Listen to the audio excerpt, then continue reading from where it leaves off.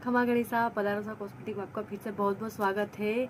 आप लोग कैसे हैं? बहुत अच्छे होंगे। मैं भगवान से आशा करती हूँ बहुत अच्छे होंगे, स्वस्थ होंगे, मस्त होंगे। यहाँ हम लोग भी बहुत अच्छे से हैं, स्वस्थ हैं, मस्त हैं और अपनी लाइफ को बहुत अच्छे से एंजॉय कर रहे हैं। तो आज आपके लिए हमारा ये वीडियो बहुत अच्छा रहने वाला है। क्या सोच रहे हो कि आज फिर नया सामान आया होगा तो वीडियो लेके आई? नहीं, ऐसी बात नहीं है। आज कोई मार्केटिंग नहीं हुई है लेकिन इस बार क्या हुआ कि मैं व्लॉग बनाना भूल गई, वीडियो ही नहीं बना पाई। भूल क्या गई, जैसे कि डिमांड की चीज़ें लेके आई थी इस बार तो मैं। तो ऐसा है कि जैसे मैं डिमांड की चीज़ लेके आई हूँ और कस्टमर के फ़ोन पे फ़ोन आते जा रहे थे, फ़ोन पे फ़ोन आते जा रहे थे, तो मैं वीडियो नहीं बना पाई हूँ। हाँ, अच्छी चीज़ें थी। बस यही है कि वो नाम वाले चूड़े थे, शॉर्ट वीडियो जो मैं अपलोड किया था, लेकिन लॉन्ग वीडियो नहीं बना पाई। और भी जो ऑर्डर थे उनके, क्योंकि वो वैसे ऑर्डर्स थे कि जैसे उनको किसी को जैसे 5 तारीख को घर के लिए निकलना है, किसी को 6 को निकलना है, और मेरे पास में ऑलरेडी 4 तारीख को सारे चूड़े बन के आए थे। तो मैं क्या ही करती। तो बीच में आ गए थे कस्टमर, क्या ही कर रहे अब। पहले भी मैंने बोला था ना, दिल्ली में पानी की खपत बहुत ज़्यादा हो रही है, तो पानी के टैंकर रोज लगे रहते हैं। और इस टाइम पे जब मैं व्लॉग बनाने बैठती हूँ तभी यहाँ पे टैंकर पे टैंकर निकले जाते हैं। चलो कोई बात नहीं, कर लो अपनी मर्जी की जितनी कर। अच्छा है मैं अंधा हूँ।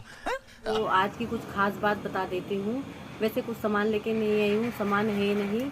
वैसे तो बहुत सारा है शॉप में लगा हुआ, फ्लावर्स वगैरह भी कुछ नए आए हैं, पुराने सेल हो गए थे सारे, फिर नए लेके आए हैं हम। तो आज मैं आपसे कुछ बस 2-4 बातें करने वाली हूँ। कस्टमर्स, कुछ मेरे जो कस्टमर्स थे वो पूछ रहे थे, तो मैंने बोला चलो कोई आपसे शेयर कर दूँ कि शॉप करने के लिए कितना पैसा चाहिए होता है, आपने शॉप कैसे करी है। मतलब कुछ लोगों के मन में डाउट्स हैं, क्योंकि मेरा प्रोफाइल ये नहीं था। मैं टीचर थी और मैंने मतलब 10th क्लास में पढ़ती थी, तब से मैं बच्चे पढ़ाती थी, स्कूल में पढ़ाती थी, एमपी में, राजस्थान में, और यहाँ तक कि दिल्ली में भी मैंने यही काम किया। फिर यहाँ से स्कूल से बिल्कुल साइड होके मैंने 2 सालों में शॉपकीपर पर कैसे बन गई। तो ये लोगों के दिमाग में डाउट्स चल रहे हैं, तो मैंने सोचा चलो मेरी यूट्यूब फैमिली को भी मैं कुछ बताऊं कि मेरा पहले क्या प्रोफाइल था और अभी क्यों है, कैसे है। तो ये बातें बताने के लिए मैं आज अपना ये वीडियो बना रही हूँ और अच्छा भी लग रहा है इन चीज़ों को शेयर करते हुए। एमपी में मैंने 2 साल टीचिंग की और उसके साथ साथ में क्या पढ़ाई भी करती थी। लेकिन कहते हैं ना, छोटे मोटे गांव में चलता है, अगर 10वीं पढ़ता हुआ भी अगर छोटी क्लास के बच्चों को पढ़ा ले तो चलता है। इतना भी इस चीज़ को आप माइंड मत करना कि 10वीं में पढ़ती थी और इसने बच्चे पढ़ाना शुरू कर दिया। नहीं, ऐसा कुछ नहीं है। मुझे अच्छा लगता था, मैं घर पे ट्यूशन पढ़ाती थी, ट्यूशन पढ़ाते पढ़ाते मैंने स्कूल में हो गई तो हो गया। फिर शादी हो गई, तब मेरा BA कंप्लीट हो चुका था। फिर ससुराल गई तो वहाँ पे भी उसी ब्रांच का स्कूल मुझे वहाँ पे मिल गया, विद्या निकेतन के नाम से आपने सुना होगा, सरस्वती शिशु मंदिर सुना होगा। तो मैंने इसी संस्कारी स्कूल में पढ़ाया है, 2 से 3 साल वहाँ पे भी पढ़ाया। वहाँ पे भी अच्छा लगा, बहुत अच्छे संस्कारी स्कूल होते हैं उनकी, बहुत ही क्या करो, मान्यता बहुत अच्छी है। चलिए इस बात को साइड में रखते हैं। फिर बाद में मैं दिल्ली आती हूँ, दिल्ली आने के बाद में मैंने यहाँ पे भी स्कूल ज्वाइन किया, यहाँ पे मैंने वही प्राइवेट स्कूल ज्वाइन कर लिया। नाम तो नहीं बता सकती मैं स्कूल का, कैसा था कैसा नहीं, अच्छा रहा, जो भी रहा अच्छा रहा। लेकिन दिल्ली में रहकर अगर आप स्कूल में पढ़ा रहे हो तो मन नहीं खुश हो रहा है और मेहनत उससे कई गुना ज़्यादा है। तो मैं उन हर इंसानों से बोलूँगी कि आप सोच समझ के ये काम करिए। तो मेरे लिए तो मुझे लग रहा था मैं फंस चुकी हूँ। काम तो 2 से 3 टीचरों का लिया जा रहा था और सैलरी वही थी, क्या ही बताए। फिर हस्बैंड आए दिन बोला करते थे कि मैं तो तुम्हारा स्कूल छुड़वा दूंगा और शॉप करवा दूंगा, कॉस्मेटिक शॉप करवा दूंगा। तो मैंने बोला क्यों ना मैं ये अपना पार्लर कोर्स कर लूँ, मुझे इंटरेस्ट था, अच्छा लगता था। तो मैंने स्कूल में पढ़ाते हुए ही पार्लर कोर्स किया 1 साल का। जब मेरे घर में बात चलने लगी थी कि शॉप कर लेंगे, तो मैंने बोला नहीं, मुझे पार्लर कोर्स करना। तो स्कूल भी जाती थी, पार्लर भी जाती थी, करते करते मैंने पार्लर कोर्स कर लिया और मेरी शॉप में मेरा सर्टिफिकेट लगा हुआ है, मैं आपको ज़रूर बताऊंगी। तो ये रहा मेरा सर्टिफिकेट जो मैंने कर रखा था, ब्यूटिशियन का कोर्स। अब CRS कोर्स का भी मैं आपको बहुत जल्दी बताऊंगी, ये मेरा प्रूफ मेरे पास अवेलेबल है। मैंने कॉस्मेटिक कोर्स भी किया हुआ है। CRS कोर्स जो होता है वो भी मैंने दिल्ली में 6 महीने का है, वो भी मैंने किया है, उसका भी सर्टिफिकेट मेरे पास में है। तो आज मैं पार्लर भी अपना करूं तब भी मेरे पास में प्रूफ है, और कॉस्मेटिक शॉप करी है इसका भी प्रूफ मेरे पास है। तो ऐसा नहीं है कि कोई भी उठ के शॉप करके बैठ जाएगा।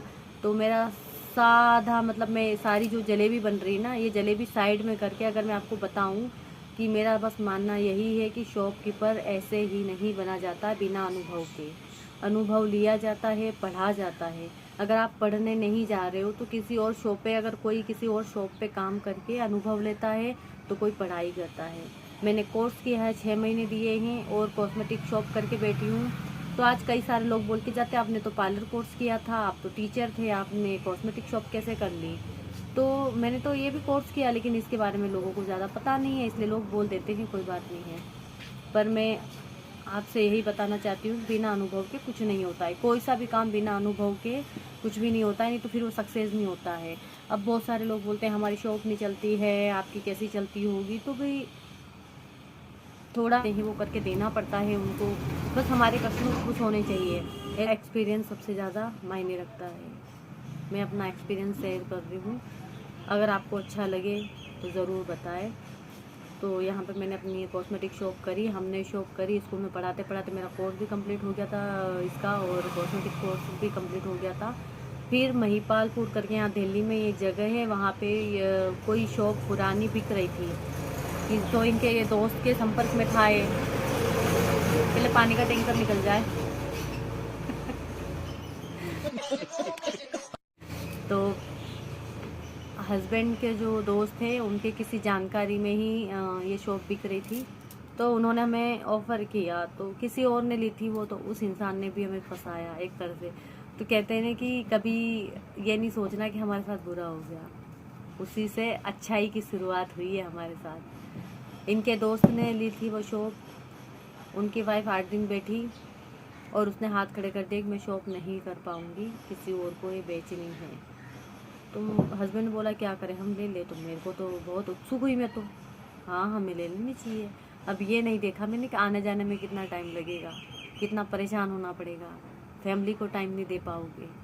मैंने कुछ भी नहीं सोचा और हमने ओवर प्राइस में शॉप ले ली। अरे कोई शॉप बेच रहा है तो हमें इतना अंदाज़ा, कोई आइडिया ही नहीं, ना किसी ने बताया कि शॉप में जो सामान की प्राइस काउंट की जाती है। उसने हमें 1,20,000 बोला, हमने 1,20,000 में, क्योंकि अगले ने ले ली थी ना 1,20,000 में, और वो भी जिगरी दोस्त था, उसकी वाइफ से हुआ नहीं, उसने हमें बोला था, हमने भी 1-1 रुपया दिया। जबकि हमारी शॉप में सामान सिर्फ 50 से 60 हज़ार का सामान था।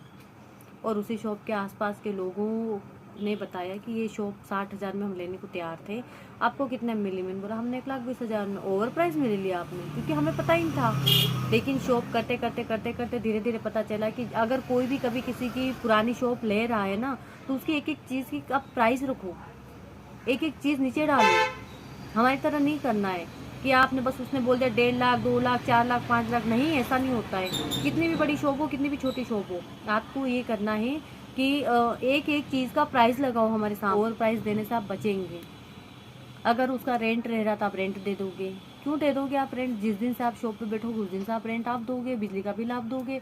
जो पुराना हिसाब किताब वो अपने आप करेगा, अगर होलसेलर का कोई हिसाब किताब है तो वो करेगा। हमारे साथ में जो गलती हुई है ये कोई भी ना करे, क्योंकि हमने हमारी शॉप ओवर प्राइस में ली थी, और प्लस हमारा रोज़ आना जाना बहुत मुश्किल पड़ रहा था। सुबह में 9 बजे जाने के लिए पूरे घर का काम करना और पूरे दिन का काम कर जाना, मतलब सोचिए क्या बड़ी आपत्ति है। मेरे लिए तो बहुत ही बड़ी आपत्ति हो गई थी।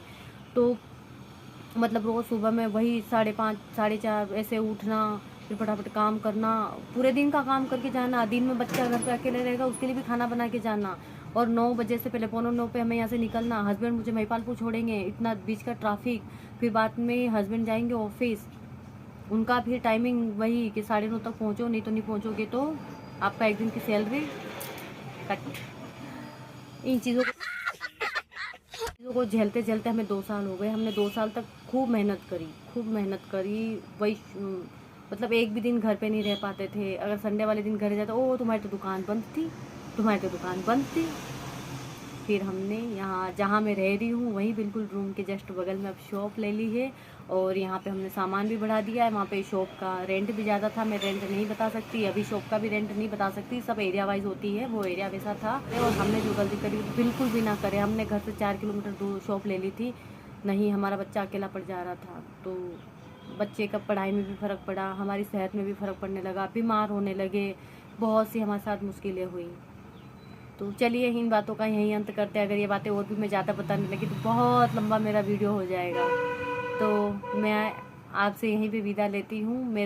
मेरा मकसद था कि अगर आप किसी की चली चलाई शॉप अगर ले रहे हो, कोई बात नहीं, चल रही अच्छी तो कोई बात नहीं, लेकिन सामान भी देखो ना, एक्सपायरी डेट देखना ज़रूरी है आपको, और हर चीज़ का प्राइस लगाना ज़रूरी है आपको। ऐसे मुँह मांगी कीमत नहीं देनी है जो हमने दी है।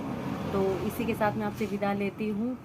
फिर मिलेंगे अगले व्लॉग में, तब तक के लिए खमा गणिसा, जय खाटू श्याम, राधे राधे। तो इंतज़ार करिए कब आता है मेरा व्लॉग। थैंक यू मेरे व्लॉग को देखने के लिए।